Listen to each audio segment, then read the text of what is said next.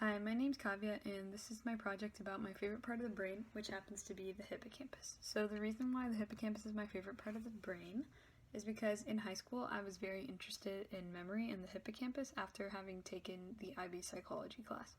And in this class I even was so interested in memory to the point that I even did an experiment about it, about the effects of lag on recall of memory. And in this class, meaning the psychobiology class that I'm in right now, we talked about the effects of damage of the hippocampus, the types of memory, and the functions of the hippocampus, which furthered my interest in this. So I wanted to talk a little bit about the hippocampus. So the hippocampus is involved in learning and memory, and it's considered to be a part of the limbic system. So the limbic system is a group of different parts of the brain that work together to affect emotions, motivation, memory, and learning. And so the hippocampus, through being a part of the limbic system, will work with many different parts of the brain, like the amygdala, the thalamus, and many more. So a fun fact about the hippocampus is that the word hippocampus is derived from the Greek word for seahorse. And at first, with the picture on the left, I had a hard time seeing how the shape of the hippocampus looked like a seahorse, but with the picture on the right, I can definitely see the resemblance. So the reason why the hippocampus is important for our body, it is involved with many different functions, which was even surprising to me. But starting off, it's required for memory. So declarative memory is stored in the hippocampus, and the declarative memory can be split into semantic memory and episodic memory. Semantic memory being facts and episodic memory being events. It's also related to long-term potentiation, which is where a neural response can be held for an indefinite amount of time and does not require a strong stimulus to do so. And this is related to memory because it shares similar characteristics with how memory can be held in our head for an amount of time and does not require a strong stimulus to start or store it. So the hippocampus is also involved with learning. It's involved with associative learning in particular because associative learning is where we have classical conditioning and operant conditioning, which we've learned in this class, and operant conditioning being where you reward or punish to encourage or discourage a behavior. You also will use classical conditioning where you'll pair a unconditioned stimulus with a previously neutral stimulus to create that conditioned response.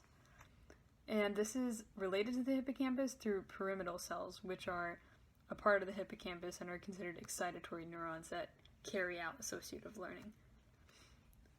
So the hippocampus is also involved with spatial navigation, which was surprising to me since I'd never heard of the hippocampus being involved with this. But place cells are pyramidal cells that will fire when a person or animal is in place fields. And place fields are random regions that the animal has been to before. So it's basically familiar places that they've been to before. So the hippocampus plays into spatial navigation through this. The hippocampus is also involved with behavior. It leads to, or it helps out with forming flexible and goal-directed behavior. It also inhibits certain behaviors such as hyperactivity. It seems there has been evidence of the damage to the hippocampus leading to hyperactivity, so it seems like the hippocampus can repress certain types of behavior. So I also wanted to talk about what can happen when it gets damaged.